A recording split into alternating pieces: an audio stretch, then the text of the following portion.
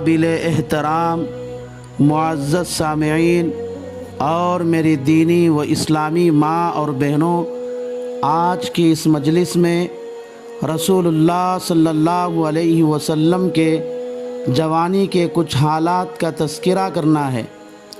رسول اللہ صلی اللہ علیہ وسلم کی عمر مبارک جب 20 سال کی ہوئی تو آپ صلی اللہ علیہ وسلم کو لگاتار فرشتے نظر آنے لگے۔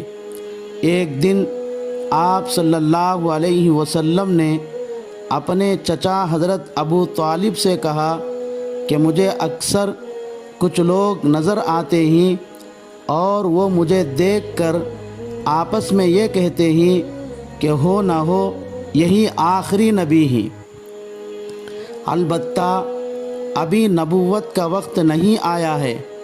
رسول اللہ صلی اللہ علیہ وسلم ارشاد فرماتے ہیں کہ ایک دن ایک شخص میرا ہاتھ پکڑا اور اپنا ہاتھ میرے سینے کے اندر ڈالا اور میرا دل نکال کر دیکھا اور کہنے لگا قلب طیب فی جسد طیب، سینہ بھی مبارک ہے اور سینے کا دل بھی مبارک ہے۔ ایک اور موقع پر آپ صلی اللہ علیہ وسلم حضرت ابو طالب سے کہنے لگے ایک رات میں نے دیکھا کہ میرے مکان کی چھت پھاڑ کر 2 آدمی سیڑھی لگا کر نیچے اتر آئے، میرے قریب پہنچ کر میرے کندھوں کی طرف سے میرے سینے کے اندر ہاتھ پہنچا کر میرا دل نکالا اور کہا کہ اچھا دل ہے اور بہت ہی بہترین آدمی کا دل ہے جو آگے چل کر نبی بلکہ نبیوں کے نبی بننے والے ہیں۔ اس کے بعد وہ دونوں شخص غائب ہو گئے اور مکان کا چھت جیسے کا ویسا ہی بالکل صحیح سالم تھا۔ حضرت ابو طالب جب یہ واقعات سنے تو رسول اللہ صلی اللہ علیہ وسلم کو ایک اہل کتاب عالم کے پاس لے گئے اور ان واقعات کی تفصیل سنائی تو اس عالم نے رسول اللہ صلی اللہ علیہ وسلم کو غور سے دیکھا اور تعجب سے کہا ابو طالب تم جانتے ہو یہ کون ہیں؟ ھذا طبیب للخیر، یہ تو پوری دنیا میں خیر پھیلانے والے ہیں۔ جو ان کو نظر آتے ہیں وہ شیطان نہیں بلکہ فرشتے ہیں جو ان کے دل میں نبوت کی صلاحیت کا معائنہ کرنے آتے رہتے ہیں۔ ان کو جلدی سے لے کر چلے جاؤ، یہودی ان کی دشمن ہیں، اگر یہودی ان کو دیکھ لیں گے تو ان کی جان کو خطرہ ہو سکتا ہے۔ یہ سن کر ابو طالب رسول اللہ صلی اللہ علیہ وسلم کو لے کر فوراً گھر چلے گئے۔ اس کے بعد پھر کسی کے پاس نہیں لے گئے۔ یہاں ایک طالب علمانہ سوال ہے، وہ یہ ہے کہ رسول اللہ صلی اللہ علیہ وسلم کو نبوت ملنے سے پہلے ہی فرشتے بار بار کیوں دکھتے تھے اور آپ کا قلب مبارک نکال کر کیا دیکھتے تھے؟ یہ واقعی بہت اہم سوال ہے۔ اس سوال کا جواب سمجھنا بھی ضروری ہے۔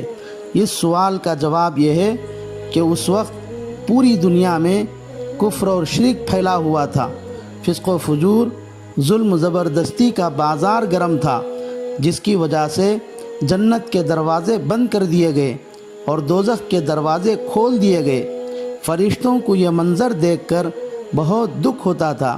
ان کی خواہش یہ تھی کہ جلد از جلد دنیا میں آخری نبی پیدا ہو اور لوگوں کو کفر اور شرک کی برائی سمجھائے تاکہ لوگ دوزخ سے بچ کر جنت میں جانے والے بن جائے۔ اور ان فرشتوں کو یہ معلوم ہو گیا تھا کہ مکہ میں آخری نبی بننے والے محمد پیدا ہو چکے ہیں، لیکن ابھی نبوت نہیں ملی ہے، کیونکہ اللہ کا قانون یہ ہے کہ جب دنیا میں کسی کو نبی بنانا ہے تو اس کے پیدا ہوتے ہی نبی نہیں بناتے، نبوت عطا نہیں کرتے، بلکہ جب नबूवत का मकाम संभालने की सलाहियत पैदा हो जाए तो नबूवत अता करते हैं।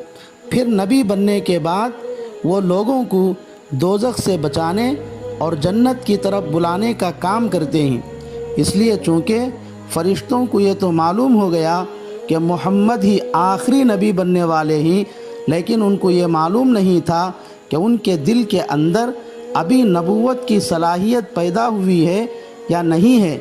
इसलिए फ़रिश्ते बार बार रसूलुल्लाह सल्लल्लाहु अलैहि वसल्लम के पास आते थे और आपका दिल निकाल कर देखते थे। रसूलुल्लाह सल्लल्लाहु अलैहि वसल्लम इरशाद फरमाते हैं कि एक मर्तबा क़ुरैश के कुछ लोग मुझे पकड़कर अपनी ईद में ले गए। वहाँ बुत रखे हुए थे। मुशरिकीन उनका तवाफ़ करते थे, सजदा करते थे। जब मैं उनके करीब जाने लगा तो मुझे एक दराज कद बुज़ुर्ग नज़र आए और इशारे से कहा कि तुम यहाँ से चले जाओ। मैं उनका इशारा पाते ही फ़ौरन वहाँ से निकल गया। बहुत ही अच्छा हुआ कि रसूलुल्लाह सल्लल्लाहु अलैहि वसल्लम फ़ौरन वहाँ से लौट गए, वरना उस बुतखाने के तमाम बुत जिनके सामने मुशरिकीन सजदा करते थे, वो सब के सब बुत रसूलुल्लाह सल्लल्लाहु अलैहि वसल्लम के कदमों पर गिरते और आपके सामने सजदे में गिर जाते। इससे मुशरिकीन को खुशी के बजाय गम होता।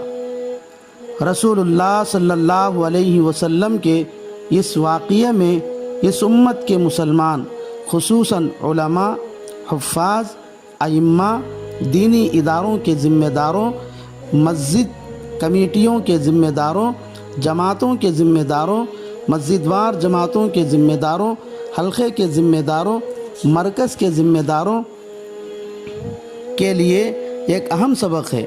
वो ये है कि जहाँ कुफ्र और शिरक के काम हो रहे हो, गुनाह का काम हो रहा हो, अल्लाह और उसके रसूल को नाराज़ करने वाला काम हो रहा हो, वहाँ हरगिज़ न जाए। मगर अफसोस, आज अक्सर जो लोग दीन के काम के ज़िम्मेदार हैं, जो लोग मस्जिद के सदर सेक्रेटरी हैं, मस्जिदवार जमातों के ज़िम्मेदार हैं, गुनाहों के जगहों से बचना तो बहुत दूर की बात, ख़ुद गुनाह के काम करते हैं, अल्लाह और उसके रसूल को नाराज़ करने वाले काम करते हैं। कितने दीन के काम के ज़िम्मेदार शादियों के मौके पर जहेज़, पैसा, सोना मांग कर ले रहे हैं। कितने मस्जिद के कमेटी की ज़िम्मेदार सूद लेते देते हैं।